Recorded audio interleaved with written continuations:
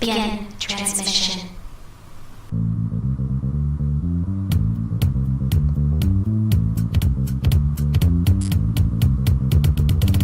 You are listening to Corellian Run Radio, your route through hyperspace to the latest news on Star Wars: The Old Republic.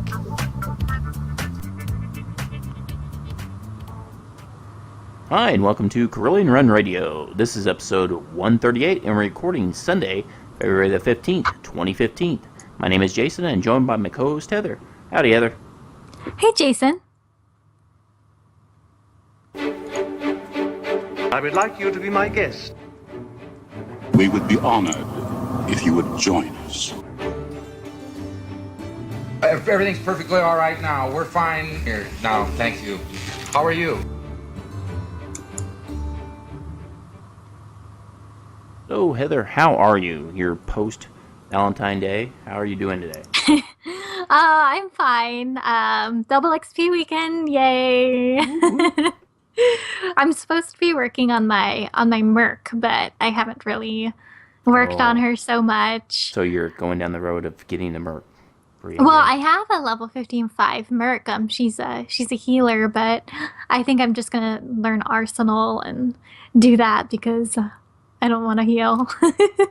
Well, I finished awesome. I finished my jug. I don't know if we talked about that in the last did you? You episode. finished it? Yeah, I finished it. What happened was we were gonna do an ops, and I discovered that my assassin was locked out. I was like, oh my god, why am I locked out? And so my ops team, they don't really like to replace so much, so they said, okay, well, do you have any other characters that you can bring that are level 60? And I was like, no, but I'm 2 bars away on my Juggernaut. So I did a few missions on Yavin 4, and then I came in after they did a couple bosses. So I got to raid with my Juggernaut, who I play as Vengeance. So was it a thing going on Mumble, like, okay, how close are you now? How much XP do you have? It's like, I have half a bar left. Hurry up, come on. So that was a lot of fun because I hardly ever raid with my Juggernaut. I haven't raided with my Juggernaut since I had the assassin. So it was did you go really Vengeance? Great. Yeah, Vengeance. It's so much fun. Yeah, that's what a lot of people have been saying. And I know Michael, when we had him on there, was talking about you'd have a blast playing Vengeance. So, what do you like about it best? I like Ravage. I feel like I can be really lazy with Ravage, and I like that you can get rid of the cooldown of Ravage with Shatter. So you have to be good at doing Ravage, Shatter, then Ravage, but you have to make sure that you're not somewhere where you have to move. So you have to time it just right, because otherwise, if you're in the middle of Ravage and then there's something underneath you, I mean, you should not finish your Ravage, because then your healers will just hate you. What are you doing? Get out of that stupid. Yeah. But up next, I should be leveling up my Merc. That way, I think it'll just be easier because it's ranged, but I still love my assassin. I'm still going to do the majority of my raiding with my assassin. Nice. Yeah, actually, my nephew, he's thinking about switching around his assassin to go DPS instead of tanking. So. Oh, nice. Yeah, it's a lot of fun. Yeah, that's what he started doing with his new guild that he's in. He's decided he's kind of like the DPS instead of having to worry about the tanking. Although, I told him, because he's actually a pretty good tank. And so I told him, if they're really, at the upper end of the guild, they're full with tanks and stuff, you might offer, like, for new people coming up to help with the older raids, run people through, because he knows, like, all the ones, Terra from Beyond and Dumb and Villainy, all those, Eternity Vault, he knows all those, the fights and stuff like that. So I said, you might offer to run people and just comm runs and stuff like that. So, So they're actually starting that, I guess, Monday. So he's going to be running that, so it's kind of cool. And, well, speaking of the nephews, me and the nephews had an adventure. Oh, Comic-Con. Yeah. That Which where did you go? Right there. I'm in Indiana, so we went to Indianapolis, so that was nice. So oh, okay. It wasn't too far away, about 2 hours. So went up there, I went in and stayed up Friday night because we just went the Saturday. We just got the tickets for the Saturday. Then we stayed up Friday night, and then so we wouldn't have to get up so early. So that was yeah, it was so cold. Oh my goodness. Wow. Yeah. Well, I'm proud of you for making it back to record the podcast. Of course. I got in late last night, but it was well worth it. I actually kind of crashed before I started reworking some of the editing for today, but had a good time. Let's see, I got to see. I went to 3 of the panels. Jake Lloyd from Phantom Menace, little Anakin, little Annie. We saw him. Of course, he's Oh not so God, little. how old is he now? He's finished college. I can't remember what age Oh my was. God. Yeah, I know. Isn't it just like, what? How is he not? Oh my goodness. Yeah, so it's pretty good. Actually, we get talking about the Volk interview. I got a little more to talk about Jake on that. So, Oh, nice. And then Michael Rooker. Do you know him from Guardians of the Galaxy? And Oh no, I still haven't seen that movie yet. Oh, you I'm haven't so seen- bad. oh. No, I have the DVD sitting on my desk actually, but I don't know. I have haven't you watched watched any of The it yet. Walking Dead? No. Oh, yeah. I know. I'm not big on that either. But he was there, and he's just wild and crazy guy. He came out in the crowd, and instead he's like, yeah, well, I usually start this Q&A right off the bat. But I'm not going to let you guys just ask a question. I'm coming out to you. So he went all around the crowd.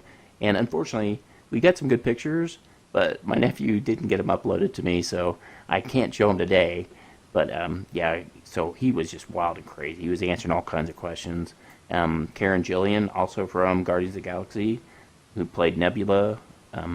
She was there. Also, she's in Doctor Who. I'm sure a lot of people are into that. I've only seen a little bit of that, so I can't attest to her acting in that one, but she's been in Guardians of the Galaxy, and she was there. That was packed. So, Jake Lloyd's was a little smaller panel. Michael Rooker and Karen's, they were in the big ballroom, and they were just huge. And we could have stayed right after Karen's and stayed for the William Shatner, but the boys and I kind of decided we wanted to get back to the showroom floor and check out more of the artists and stuff like that. So Cool. yeah. But so of course I got some different artwork and different things. And while we're running around the show, checking out all the costumes, which once again I didn't have any of the pictures. My nephew did happen to see one guy, because I was like, one of the things I noticed, I didn't see anybody really from the 501st, which usually they have a big presence of these things, but we did happen to see. I saw a picture on Twitter from somebody that went to that Comic-Con. I think they found somebody. Yes. Yeah. We train them young now in the Empire. That's the guy there. Wizard World took this picture, and my nephew actually did see this guy, and I missed him. I was like, how did I miss him? But, so we had a young trooper there, so that's good to see that we got the young ones that are coming in the Empire, so that's good to see. But, no, it was a great show, and I will try to get some pics up, maybe next show I can show some or something like that, but it was a great time. I love those. And this was just the first year for Indy having the Wizard World one, so that was really cool. But the awesome part was my mom and dad are on the opposite side of town because they were going to pick us up after we were done with the show. The opposite side of town, they happened to run into Bob Hall, who is another comic artist, and he's done the Avengers and a bunch of them. So they were running into a place to try to get my dad's phone charged. So just crazy enough, they bumped into him at this place, and he was signing autographs and different things like that. So my mom and dad got to talk to him, and he was just talking about the Comic-Cons and stuff like that. And my mom he made 3 different little artworks for me and my nephews. Oh wow. So he was on an 8.5 by 11 sheet of paper for all 3 of us. And he drew. What did you get on yours? Mine was Wolverine, and he signed cool. it. So he signed it with To Jason. So I was like, so let me get this straight. I paid all this money to go to Comic-Con, and my mom goes across town, and she meets Bob Hall and gets personalized autograph. I was like, awesome. So that was pretty cool. So, I mean, as great as Comic-Con was, to get something like that, always personalized stuff is always kind of cool. So it was great. I had a good time, and I'm sure the nephews, my sister said they keep going on and on about it. So it was a good time. Yeah, I'm surprised that there wasn't so much Star Wars, especially with the movie coming out, but maybe it was just too close to Star Wars Celebration or something. Well, I do know that in March, the Indianapolis has another Comic Con. Now, it's not associated with Wizard World, but they will have another one, and Carrie Fisher's going to be there. So Wow. I might try to get up to that one also. I think that's the 10th through the 13th. I might try to get up to that one. So. Awesome. Awesome. So, let's see. But back to Star Wars: The Old Republic. I guess that's what we have to talk about on this show. So, but no, I had double XP weekend. I haven't really got much into that. I did get on some last night after I did get some of my work done for the show. I got on a little bit last night and finished up one of my bounty hunters, a power tech. Was trying to get him a little leveled up a little higher because I had left him on Hoth because he's my cyber tech. But pretty much he was just my crafting guy. Like, here, make more armor for me. Do I get a gold rating? No. You get a craft. So I got and took him out and was like trying to finish up a little bit of Hoth last night, but I kind of crashed early. But I did a little bit of that. So I'm maybe try to get in a little bit tonight. Although I got a guild notice that said, "Oh yeah, by the way, we're running a 60-man story mode of Ravengers," and I haven't done that yet. And so I was supposed to sign up, so I don't know what time it is today. So I might try to hurry up and see if I can get in on that. It's like right now. Yeah, probably. Probably. Oh, yeah, by the way, Jason, you missed it. Anyway, but hopefully, I have a great guild so they can carry me through. No, but speaking of, stuff new in the game, I guess we can jump on into the news, I guess.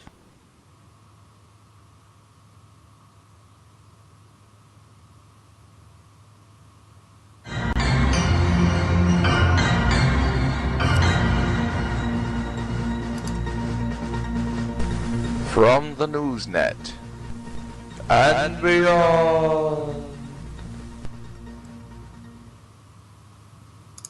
So, of course, everybody by now has seen the quote-unquote official roadmap, and from Bruce McLean, and so everybody knows by now nothing was really changed that much from what we got at the PAX South where you were at, Heather.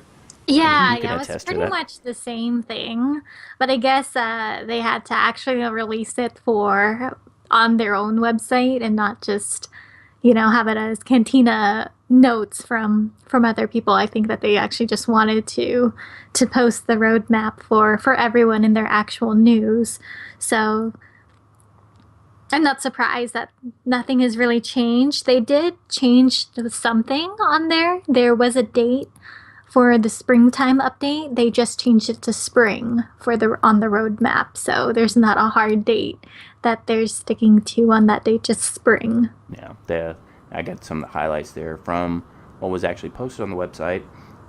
February 12th, of course, that was when we got 3.1, which is already in-game. And then they got update 3.2 is now moved to spring.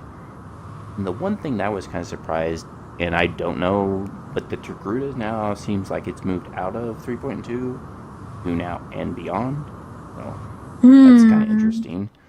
But now for me, I didn't have as big a problem with the amount that was put in there on the roadmap. My only thing that I had any bit of problem with was the fact pretty much we'd heard this at PAX South. I was wondering what took them exactly so long to get it on the website. Yeah. Because I really think if they would have got ahead of this and maybe put it on the website right after, okay, they're going to read it next day or even that Monday when they get back, boom, it's on the website. I think they might have got ahead of a lot of this. I mean, of course, everybody, when they see a date changed, everybody's going to flip out. But, creating anything like a video game or something like this magnitude, everything has to remain fluid. But I think waiting the 2 weeks, I think that was kind of put everybody on edge. Yeah, because then you kind of think it's something new, and then you read it, and it's like, well, I heard about this already. Yeah, so that one, I think just the timing of it, I think really hurt Yeah. more than anything. Otherwise, it was good. I think I think it's only for the first half of the year or the beginning of the year. So for people freaking out that there's no mention of anything, any PvP or operations or anything like that, I would calm down. They only go up to springtime. Yes. So there's the whole rest of the year Take a that deep breath. that they could do. And especially with Shadow Realms being canceled.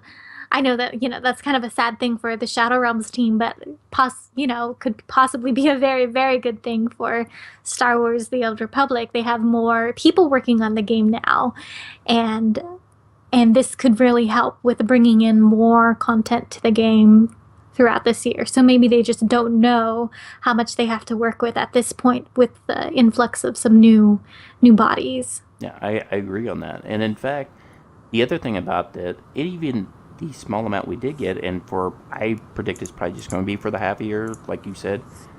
I think that we're only getting an outline. It doesn't give you all the details we're getting in with all those things. So I kind of think that even when they mentioned the Planet Ice, we don't know exactly what all is coming with that. So I think, hey, this is an outline, folks. Just like, an outline for you get at the beginning of the year for like a class, semester or whatever. It's kind of like your syllabus.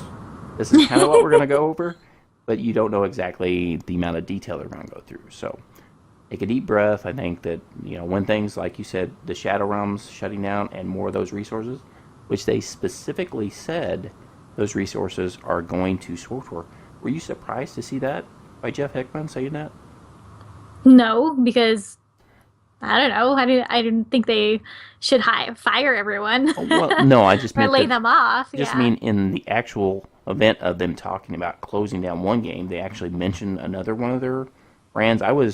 Usually that doesn't happen, and I was like, so they're actually... It's pretty exciting. Yeah, to me, it's like they're actually putting themselves out in, there in the public, saying, we are taking these resources and putting it to this game, Star Wars The Old Republic, because we feel that it is a strong game right now. So I think that's kind of putting their seal of approval on their really backing the game. So kind of the good news for me, I think. So I'll put it on that for the roadmap and stuff like that. So I think it's just kind of a wait and see thing. But I guess the next thing that we came across was kind of something BioWare got ahead of things. And that would be the Season 4 reward tease. Kind of gave us a tease at the weapon set that they were going to give us. Yeah, it's really nice that they are motivating players right away instead of kind of waiting half the season and showing, okay, this is what you could win. Thanks for already playing, kind of thing. It'll kind of get people to play right away. Yeah, the only bad thing on my part is I don't really like any of these weapons personally. I really like the ones from last season where they were all on fire, and these ones are just kind of meh. Yeah. Heather wants fire. She doesn't want pirate stuff. She wants fire. I mean, yeah, I think that's the one thing you're going to run into, and you're not going to please everybody. Yeah, that's true. But the nice thing about it is, instead of, like you said, like the previous years, it was kind of like, oh, wow, I wish I would have played. I could have got that. But now it's like, well, okay, I know what they're coming out with the weapons. So I'm going to try and go for that. So actually, looking at the weapons, I mean, I talked to you about earlier I really like the pistols. For me, instead of like pirate pistols, it looks to me like, and I mentioned this, like old sci-fi stuff, kind of like the old Buck Rogers or Flash Gordon kind of thing like that. So I kind of think that's kind of cool. So if I'm trying to create a character like that, so... And if you look at the lightsaber, you can see the, like they had in the preview of the movie with the two, what do you call that? With the handle sticking out? The cross guard. Cross guard, yeah. Yeah, there's a cross guard on the single lightsaber, but it's not like lightsabers in the cross guard. It's just a normal cross guard. Now, it might just be how they drew the concept art, but have you noticed that the double-bladed lightsaber, one of the blades is actually longer? I could. No, I didn't notice. So I don't know. It could be the angle. Could be the angle, and it could be just concept art. So, but kind of thought that'd be kind of cool to actually make it a little different, but you never know. But I do like the whole idea of this is something that harkens back to them talking about being more in the communication, and I think this is a good sign that they're getting ahead of things. So I think that there is, they also talked in there is going to be a unique color crystal and a butte of a mount, whatever that means. A butte of a mount. But I like the idea that they're getting ahead of it. I think this was actually released before season 4 started. So yeah, season 4 started on Thursday, and this was released on the 12th. yeah, Tuesday. Or I mean, this really was released on Tuesday, and the season started on Thursday. Yeah, so that was way ahead of it. I like that. So good job, BioWare. Good job on that. Well, one. technically, the season was supposed to start on Tuesday too, but Yeah. at least it's at the beginning of the season and not down the line. That's the main thing. Correct. And then, of course, like Heather mentioned, we did have, update 3.1. It went live, and that went Thursday. It got pushed back a little bit, and not all the details are why. I have a speculation, but who knows? Probably maybe something with the double XP, possibly, that was going in with the weekend. Who knows? But either way, they got ahead, found something that was going to cause a conflict, got ahead of it. So I think that's a good thing. They got ahead of it and said, nope, we're not going to release it yet. I'm actually very excited to try out the hard mode flashpoints. I haven't tried them yet.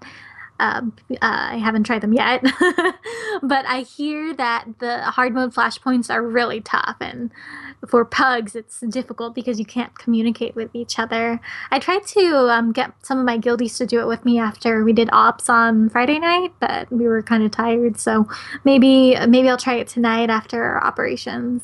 Yeah, that's a lot of people have heard. Let's see, I had a couple things I was going to show. First, got a couple animations that came with when they talked about 3.1.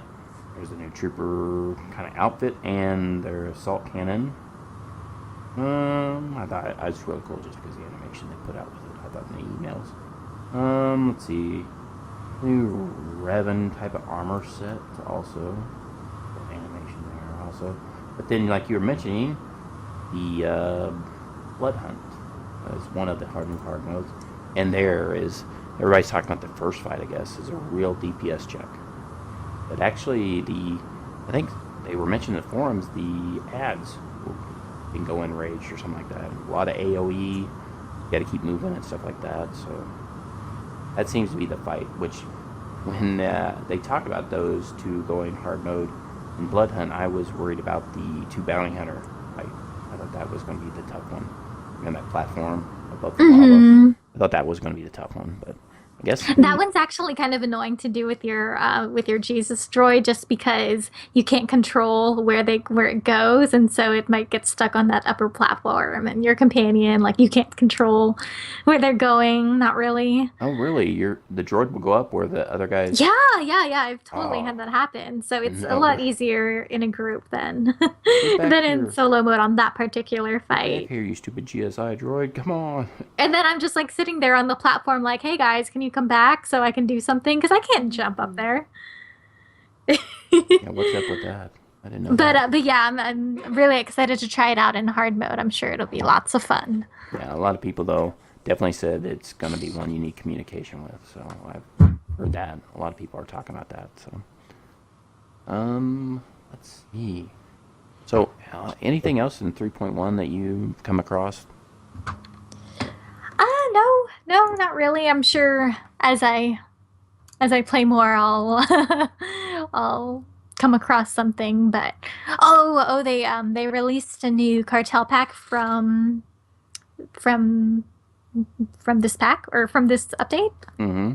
The Apprentice's Shadow pack, and I like one of the armor sets, the revealing armor set. It sounds kind of, like it's going to be super revealing, but it's actually not. It's just kind of a nice the top and pants with cutouts on the side. Yeah. Yeah, I got the chest piece on that. I did get a couple packs myself when it came out, and we talked about that before when I think Gildarian was on, Drew, and we talked about some of the things that were going to be coming out, and that we mentioned the Rishi Hut. I got the Rishi yet. Ooh. So I'm like, woohoo! Like, yes, my Rishi stronghold is coming complete. So now, in the next stronghold, Bioware, I'm just saying, Rishi, I'm ready. Make it. Yeah, I got it. And what else did I get? I got one of the new mounts. It's all black. It's one of the vehicle mounts. It's all black. It looks kind of cool. I'm trying to think of some of the other things, but There were some class changes also, but it wasn't any of the disciplines that I play, so it didn't really affect me because they did change the tank spec and for the assassins, but it wasn't. yeah, my nephew looked at that. At first it was like, oh, why are they changing that? Oh, they're taking away that, and then the other part, oh, but they're giving you that. Yeah, so he was happy about that. Yeah. So yeah, lots of class changes. That's good. People are always saying, "Oh, class balance, class balance." Well, here you go. They're continuing to change it and have things on the PTS. So that's really good. I think they made a one little change, I think, to the engineering thing on the sniper, but I don't really play too much on engineering, so I didn't much on that one. The other thing, I forgot to mention this, in 3.1, they changed the 16, was it the 16-man? The loot table? The loot table. They got some of it corrected, so there's Finally! 2 pieces, yeah, I think they said 2 pieces will drop, like it should have been. So, yeah, I think a lot of people are happy on that. The vents for torque, when you take on the Wookiee, the damage on the floor vents has been reduced in story mode. I'm sure a lot of people are really happy about that. Although, you've done that fight, right? Against the Wookiee? Oh, yeah. A lot of people are talking about in the forums they would like them to raise the roof on that area, that room. Just make it to where because your camera, a lot of people are talking about their camera kind of bugs out. Is it because it's the low ceiling in it? Yeah, it's hard to... I guess melee, it's not as hard when you can't zoom, but it's still... I like to see everything. I like to zoom back out so I can see more of the things. So instead of just getting out of one, AoE thing, get out the ground, it's like, oh, I just walked into another. So I don't know what they'll do on that. Maybe that would be kind of interesting if they get that kind of fixed, but who knows? Another cool thing is the Gree is back next week. Oh yeah, that was interesting. They kind of threw me for a loop because on my article, I had to keep changing things around because at first I saw it where it was released by Tate, where the Gree was going to be back, and that was last week before 3.1, and I was like, okay, and then I made the change. I said, no, it's going to be Bounty Hunter. So how it came out, and the reason they had a little thing, kind of which was coming out, is actually both were coming out in 3.1. They're just a week apart. So the Bounty contract is going on right now, and then I believe the Gree starts, what is it, the 10th? On the 24th. Oh, 24th. So it'll be cool. That'll be, yeah, I can finally get my legacy offhand. Yeah, I gotta. Yeah, I think I will be close to getting Legend this time with them, so I'm excited about that. So I can finish that up, and I like doing those short little ops with the 2 kind of world bosses. Those are kind of cool. Mm-hmm. I like those. Those are kind of fun. And of course, you like the Gree event because then you can find people in the PvP area in stealth and just kill them. That's why you like it. Yeah. Yeah. That's right. We all know, Heather. And so that is kind of the news. And we're a little light on the news because I knew Comic-Con was coming up this week. But the other thing we got going on this week is we've got a couple of interviews. First off, we got our streamer spotlight, and that is with Volk. So me and Heather had a chance, it was last Saturday, we got a chance to talk with Volk. And so here is that interview. Start that for you guys. So today on our show, we have someone on for our streamer spotlight. We have Volk, who produces a lot of videos on YouTube and is also a streamer. So welcome, Volk. Hello, thank you for the invitation. Hi, can you tell us a little bit about yourself? Sure. Okay, so let's see. 30 years old, Bulgarian, huge fan of Star Wars since I was a very small child. Working as an architect in real life, playing the game since one of the beta stages, and still loving it. So now you mentioned you're Bulgarian. For those that don't know, you do live in Bulgaria, right? Yes, I have a very typical Eastern European accent. And Or so I'm told. Yeah, it is a great accent, by the way. So what's it like? Because a lot of people, when they, for a crazy reason, when they automatically associate games, they only think of North America. What's it like playing in the European theater, and what's it like with times and setting that up and playing on games like that? Because I live in GMT plus 2, which is Eastern European Standard Time, sometimes I have trouble keeping up with late trading, but generally it's okay. I'm used to the European standards. Generally, most of the guys I play with are from the UK or at least Western Europe, and they tend to finish raids their time locally about 10:30 p.m., which for me is past midnight. Not always easy to get up early for work the next day, but who cares? Yeah, it's Star Wars, so.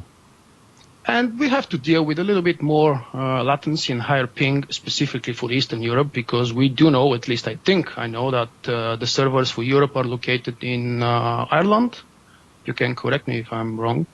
I believe that's correct. And I was That's what I've heard.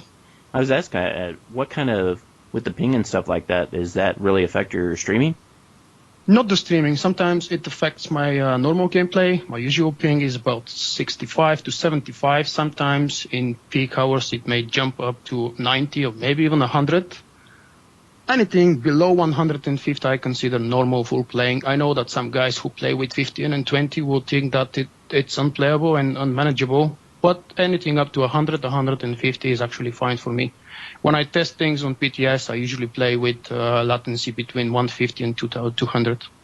Okay, I have nothing to complain about now with the ping I get. So how did you start streaming? Weirdly enough, I was looking for an alternative solution to record and archive my video plays, not to show it to anybody.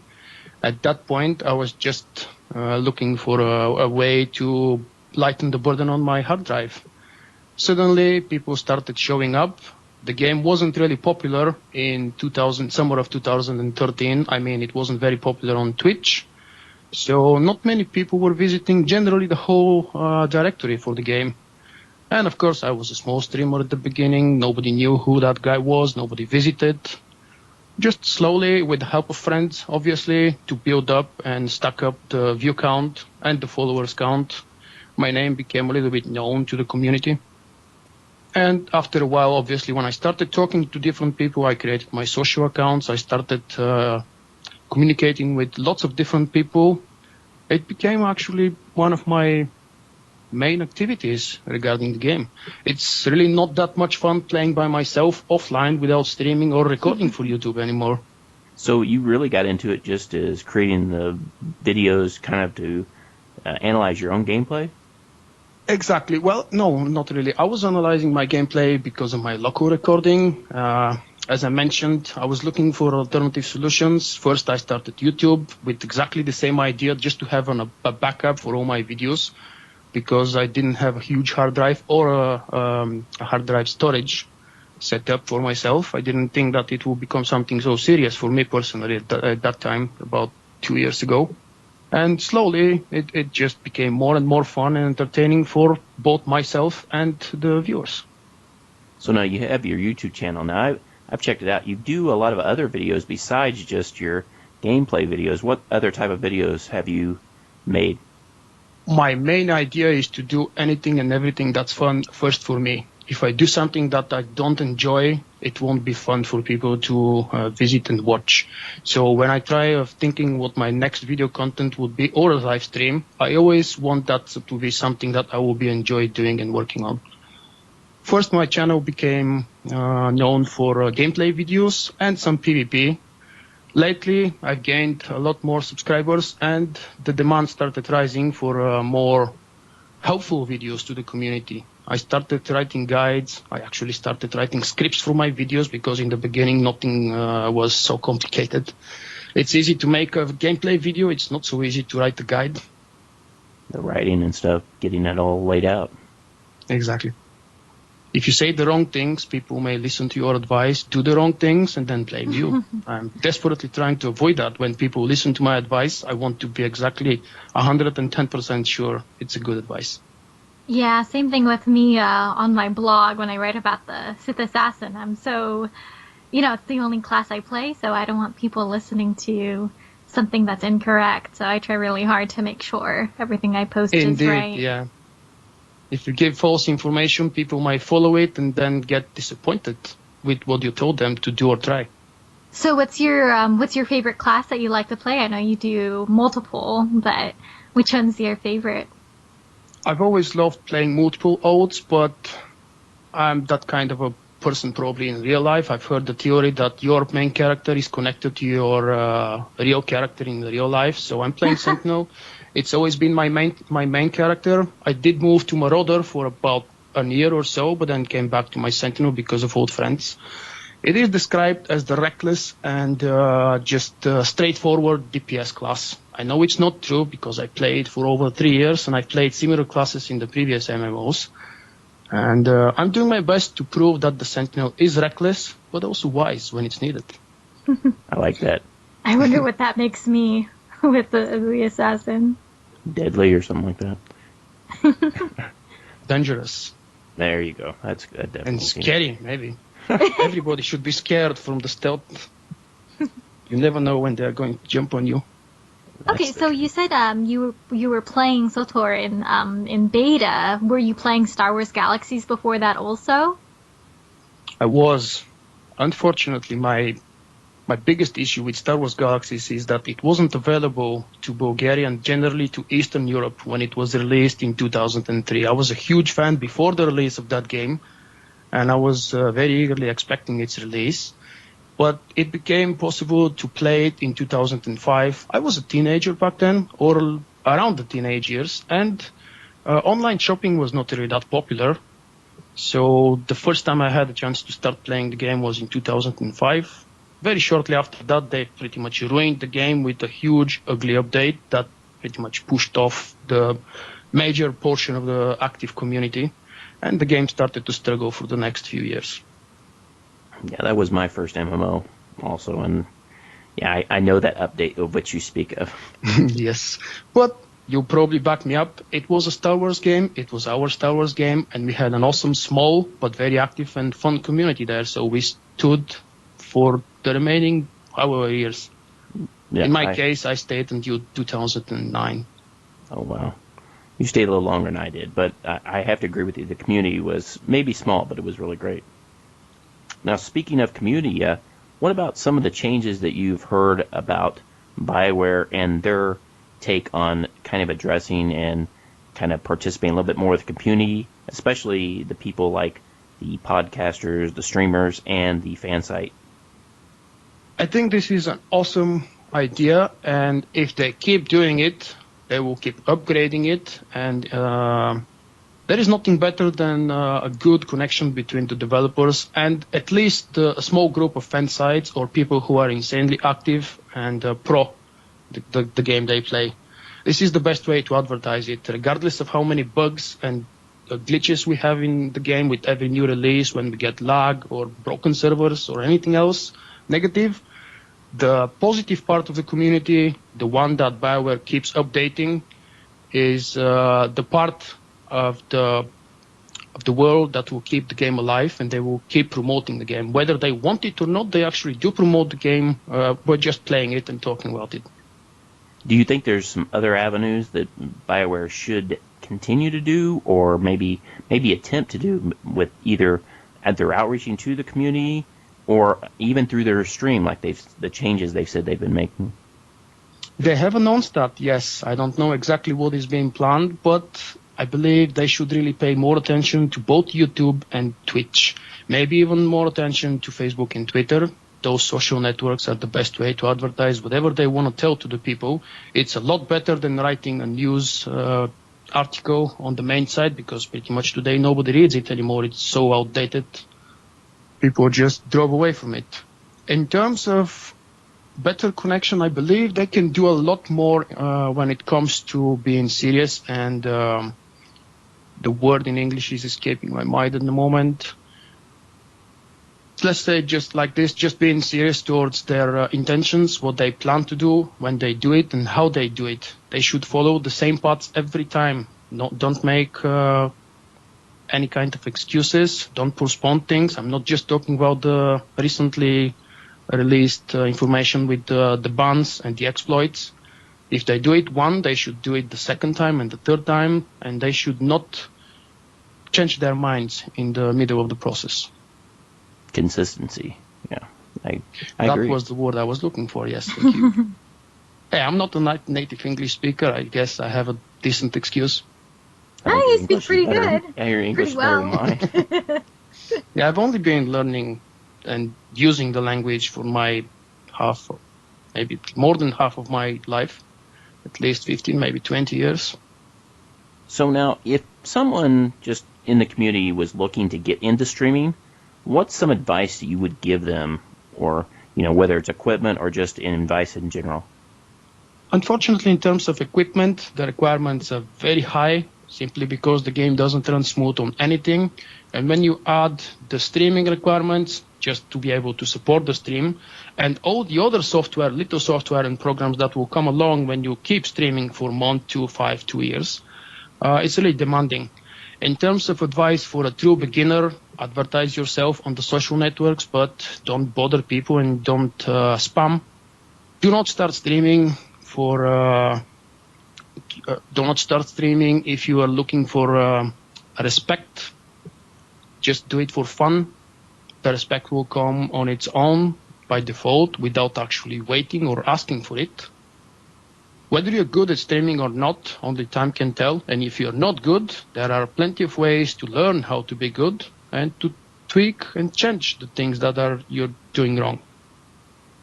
Main thing about streaming or uploading to YouTube, which is very different. I don't know why people keep mixing those things. Streaming live is a lot different than uploading content to YouTube. But for both of those, it's important to have fun. When you don't have fun, it's very easy for the viewer to judge you and decide that you're doing this for a different reason. Yeah, the people tend to see right through that, if you're not doing it for fun or enjoying it yourself. Absolutely. So now, where exactly, Volk, how can people get in touch with you, and where can they watch your stream and your YouTube channels? Oh, it may sound silly, but I'm literally everywhere. I have accounts with the same avatar and with the same name on pretty much every website and every important social network. My streams for the moment, and I plan to keep it so, are on twitch.tv. My channel is probably known to some and unknown to others. It's Volk Sotor. I upload very actively on YouTube. I'm trying to keep my content fresh and different so people will have a reason to visit both my channels. And obviously, I'm very active on Facebook and Twitter, not because I started only because I wanted to advertise my channels and my content, but then I started meeting people, as I mentioned earlier, and it became my second nature, just sharing stuff with people I get to know without really getting to know them personally in real life. We will definitely make sure we have all those links to your channels in the show notes. Thank you. Was there anything else you wanted to ask, Heather? What can we expect from you next? Anything you're working on that we should be expecting? Almost everything that I work on is related to the current state of the game and the regular coming or not coming updates. I don't have specific plans for what's going to be next. I do have some continuing series on my YouTube and Twitch that I will keep going until they're finished eventually someday, or maybe never. We'll see. I'm always trying to stay on top of the things and be familiar with every single change, whether it's related to my Sentinel or to any other character or just any other small or smallest part of the game. I want to know everything, and if I don't know something, my friends and people who visit my YouTube and Twitch channels, they always keep me up. That's awesome. I've been following you, and I'm enjoying watching your videos and stuff like that. So we'll definitely keep an eye. out for that and for future things like that. So, Thanks a lot. well, I want to thank you for coming on to our Streamer Spotlight, and we will definitely be in touch later, Walt. It was a pleasure for me. Thanks for the invite. Thank you. And was Volk. That was a great interview. I enjoyed getting a chance to be able to speak with him. That was fun. Yeah, that was excellent. So I'm so excited that we're doing this streamer spotlight, and I can't wait to see who we get next. Yeah, and that's so. If you would like to be on a Streamer Spotlight, you definitely get in touch with us. You can get in touch with Heather at prettylittlesith.com or email us at corellianrun@gmail.com because we'd love to get you on the Streamer Spotlight soon. And speaking of the streamers, I was mentioned it in our intro there. Jake Lloyd, he's into the streaming, and he reiterated exactly what Volk had said when we interviewed him, that if you make sure, and if you're wanting to get into streaming, do something that you like to do and do it for fun, because people are going to see right through that. So I thought that was really cool. Jake Lloyd, little Annie is big into streaming and stuff like that, gaming and stuff. So that was kind of cool. So, let's see. Speaking of things that we had as far as the streaming stuff, I think, Heather, we had a little bit of news back from Death and Taxes. Oh yeah. Oh my gosh, I totally forgot to get a statement from them. But what happened was they got world second on hard mode Revan, which is really great. I'm so proud of them. I'm also really happy that one of the people on their team was a deception assassin. So I'm very excited about that. And we have a link to their announcement in our show notes. Yeah, and I got to just put it up there. There's a screenshot of them right after they've downed it. So that was pretty cool. And like you said, I guess, is this the first time somebody's done it without having all bounty hunters? Or No, I think Zors did it, but yeah, Zors did it without all bounty hunters. So that's why they're world second. Yeah, that's still that's awesome. That's very cool. So yeah, we'll definitely put a link into that on. You can see their little excerpt on when they did it, and that is cool. So again, congratulations to Death and Taxes on world second. That's really cool. So, and so speaking of a guild ready check, we've got let's see, who is it? It is Zernabog, yeah. Zernabog from the Order of the Shadow Knights Guild. Yeah, Heather got a chance to sit down with him yesterday because, well, I was at Comic-Con. So we'll go ahead and cue that up for you and let you hear about more of the Order of Shadows.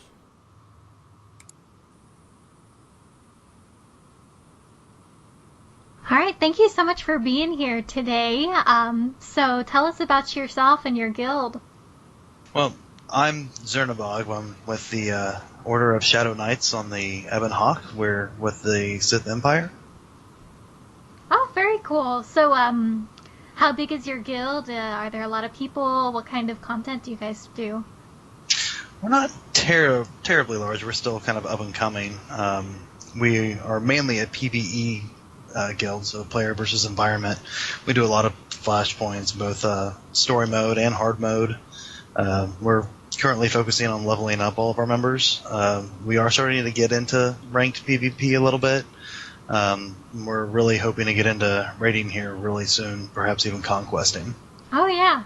Have you guys tried any of the new operations yet? No, we actually haven't tried any operations as a guild yet. Yeah, even story mode is pretty tough, so you'll want to be pretty organized with that. Right. So it sounds like you might be recruiting then, right? Oh, absolutely. Especially people that have experience with ops or operations, however you would like to put it. People that'd be interested in some PvP also. Both of those areas we're still pretty fledgling in. Okay. So if we wanted to join, how would we join the guild? There's two different ways to do it. You can see us on our website, which is http://ShadowKnightsSWTOR.engine.com. There's an application there that you can fill out, or you can send an in-game message to any of our officers. Zarga, Xargaa, Ravenette, Raveonette, myself, which is Zernebog, or Phantom apostrophe Menace, and we can send any invites out after getting that in-game message. Haha, Phantom Menace, I see what you did there. That one's not mine, but... Oh, okay. So, Ebonhawk, is that a PvE or is that a RP server or no? It's RP and a PvE. Oh, okay. Yeah, that's what I thought. Do you guys do any RP? Certain members of our guild do, but as a guild ourselves, no, we do not. We don't say you can't, but we also don't have anything that's constantly going with it. So, do you have a voice chat, like a Mumble or anything like that? We just recently got set up on Raid Call. Oh, very nice. But we do offer a guild stronghold, a capital ship. We have a guild bank, 10% bonuses to XP and to your reputation. Yeah, I know that's all people care about, just does the guild have a 10% bonus? Great, I'll join. Right, we hear that a lot. Yeah. All right, well, awesome. Is there anything else about you or your guild that you wanted to talk about today? I don't think so. We're really just looking forward to hopefully getting some new blood into the guild. All right, well, thanks, Zernebog, and we'll have all that information in our show notes with the links on how to join and the guild name, so you guys can look them up. Great, thank you. That was Zernebog from the Order of Shadows. It was a great little interview you guys had. Yeah, it was great. So, and once again, like Heather and Zernebog said, we will definitely have all the links and how you can contact them on the show notes. Yeah, and if you're a guild looking to get your guild noticed, like Zernebog and everyone else that's been on our Guild Ready checks, you should contact us about being on the show. If you're interested, you can send us an email to corellianrun@gmail.com or to me at heather@prettylittlesith.com. And one thing we wanted to definitely hit on before we get into our quick mentions is a post by Courtney Woods. She has been on the community team for 4 years, and she posted, and this is the 13th, that she's got a job at BioWare, and she's going to be a writer for BioWare. So, Woo! Yay, Courtney! So, Did you read the story she wrote, like the one with Darth Mahar, and I think there was a second one? Yeah, their own Sean. I got to read that one. I didn't get a highlight on the last one in my HoloNet links, but the Darth Maul, yeah, I put a little bit of that in my HoloNet links. I thought that was a great story, the Darth Maul. I think he doesn't get enough credit, and I thought that was great how she wrote that to kind of give the Maul character a little bit more emphasis. Mm-hmm. Well done. And but sadly, she will no longer be on the community team, but she still will be a part of the BioWare family. But that's awesome. A new job. You get to be a writer in a video game. That's kind of what I want to do. So. Yeah, congratulations to Courtney. Congratulations. So as we will head on into our quick shout-outs, like Heather mentioned about the Guild Ready checks and the streamer spotlights, definitely want to get in touch with that, and you can check our show notes, and we'll have the links on how you can get that and email addresses. So, and let's see, I think we'll go ahead and give a little shout out to those podcasts in the community. Yeah, we have Utini Cast, Toro Cast, Escape Podcast, Bad Feeling Podcast, who just had their 1 year anniversary this week. So you should definitely listen to that show because we do a little special something in there. Did you get to listen to that? I haven't listened to the whole thing yet, but I've gotten feedback about it. It was really great. They did a lot of it. Some of the other ones that did their little bits for the show, it was really good. So congrats again to those guys on their 1 year anniversary. Yeah, and definitely listen to that episode. We also have Star Wars Beyond the Stars, Enmity Podcast, Healing Swator, Old Republic Radio, Tor Noob, State of the Galaxy by Death and Texas, and Hopecast, and Casual Core Radio by our friend Gildarian, who hopefully will be on our next show. Cross our fingers. Cross our fingers, yes. We will definitely hope to get him on the show. That'll be March 1st. Wow, can you believe that? I know, that's already almost spring. That is crazy. That's crazy. I'm looking forward to spring though, so I'm excited about that, and excited that Drew will be on our show next week. So, if you guys see him, pressure him. He's going to be on there. You're already committed now, Drew, so you have to be on there. So please take a moment to leave us positive feedback on iTunes, and make sure to subscribe us to our podcast on iTunes. You can also contact us through our website, CorellianRun.com, or through Twitter at CorellianRun, or to me and Jason on Twitter at Heather_PLS, or at JT_HollowNet. You can also go to our Facebook page or join our Facebook group. You can leave a voicemail on the website still. You can also leave your questions or ideas for discussion topics on Twitter or by email at CorellianRun@gmail.com. Also, we're looking for writers, so you can email Jason at CorellianRun.com. Well, that's going to wrap it up for us at Corellian Run Radio. Thanks for tuning in. Until next time, I'm Jason. I'm Heather. May the Force be with you, or keep those blasters by your side, kid. You've been listening to Corellian Run Radio, a Star Wars The Old Republic podcast. Tune in next time to hear Heather say, Good luck, Courtney. End transmission.